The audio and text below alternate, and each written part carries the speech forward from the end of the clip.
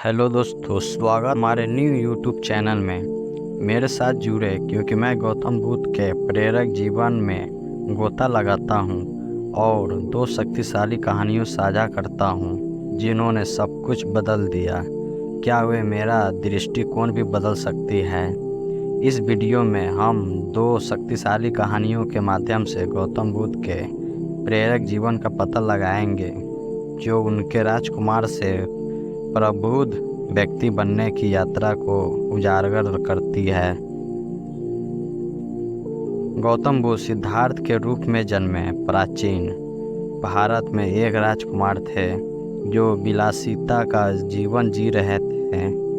उसके पास वह सब कुछ था जो वे चाहते थे, लेकिन सुख सुविधाओं और विशेषाधिकारों के बावजूद उन्हें एक अंतर्निहित बेचैनी एक एहसास हुआ। एक भावना की कुछ गड़बड़ है। उन्होंने शाही जीवन में विचारण के दुख की प्रकृति और ज्ञान की खोज पर सवाल उठाना शुरू कर दिया। वो अपने पिता के नक्शे कदम पर चलने और अपने शाही कर्तव्यों को पूरा करने की इच्छा और महल की दीवारों से परे दुनिया को समझने की इच्छा के बीच उलझे हुए थे। जैसे जैसे वे बड़े होते गए, ज्ञान और समझ की उनकी इच्छा और भी तीव्र होती गई।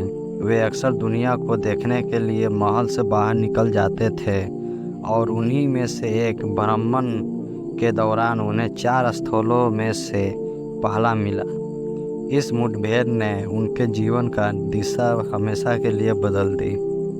वह अपने आसपास देखी गई पीड़ा से बहुत परेशान था और वह समझ नहीं पा रहा था कि दुनिया दर्द और दुख से क्यों ग्रस्त है।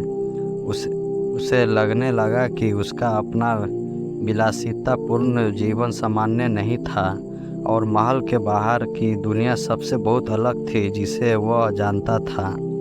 जब वह इस दुनियावी सवालों से जूझ रहा था तो उसे पता था कि उसे एक विकल्प चुनना होगा: महल में रहना और अज्ञानता का जीवन जीना जारी रखना, या छोड़कर सत्य की खोज करना।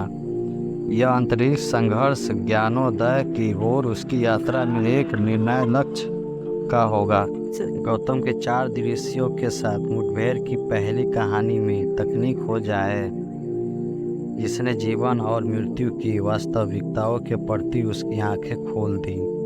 उससे वह अपना महल और परिवार को पीछे छोड़ने के लिए प्रेरित हुआ। 4 दृश्य 4 शक्तिशाली मुठभेड़ थी जिन्होंने उनके जीवन की दिशा बदल दी। पहला दृश्य एक बूढ़ा आदमी था जो उम्र भर पीड़ा से पलंग था।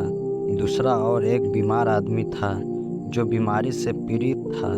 तीसरा एक लाश थी और चौथा एक भटकता हुआ तपस्वी था जिसने ज्ञानोदय की तलाश में सांसारिक दुखों को त्याग दिया था। इन मुलाकातों ने उसे अंदर तक हिला दिया और उसने दुनिया को एक नई रोशनी में देखा। उसने महसूस किया कि जीवन क्षण भंगुर है और दुख उसका एक अभिन्न अंग है।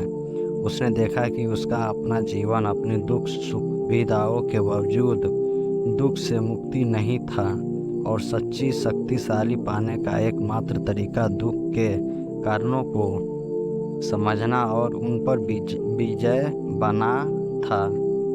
इस एहसास ने उसे महल और अपने परिवार को पीछे छोड़ने और आत्म खोज और आध्यात्मिक विकास की यात्रा पर निकलने का कठिन निर्णय लेने के लिए प्रेरित किया। उसने अपनी शाही विरासत को त्याग दिया और आत्मज्ञान की खोज शुरू की, एक ऐसी यात्रा जिसे पूरा करने में उसे 6 साल लगे। बुद्धि ब्रिज के नीचे अपने ज्ञानोदय के क्षण का अनुभव करे, जहाँ उसने आखिरकार निर्माण का मार्ग और ऐसी शिक्षाओं खोजी जो अगणित जीवन को बदल देगी। 6 साल गहन ज्ञान और आत्मचिंतन के बाद गौतम ने आखिरकार बुद्धि ब्रिज के नीचे ज्ञान प्राप्त किया। उसने दुनिया को एक नई रोशनी में देखा और दुख के कारणों एक और उसके निवारण के मार्ग को समझा। उन्होंने महसूस किया कि निर्माण का मार्ग केवल उनके लिए नहीं बल्कि सभी प्राणियों के लिए है और यह उनकी जिम्मेदारी है कि वे अपनी शिक्षाओं को दुनिया के साथ साझा करें। उन्होंने अपना शेष जीवन दूसरों को आत्मज्ञान के मार्ग पर शिक्षा देने और मार्गदर्शन करने की बिताया और उनकी शिक्षाओं आज भी दुनिया भर में लाखों लोगों को प्रेरित करती है। हम संक्षेप में बताएंगे कि कैसे इन महत्वपूर्ण लक्ष्यों के गौतम बुद्ध की शिक्षाओं को आकार दिया और आज भी दुनिया भर में लाखों लोगों को प्रेरित करती है। ये दो कहानियाँ आत्मचिंता, दृष्टा और करुणा की शक्ति का परिणाम है।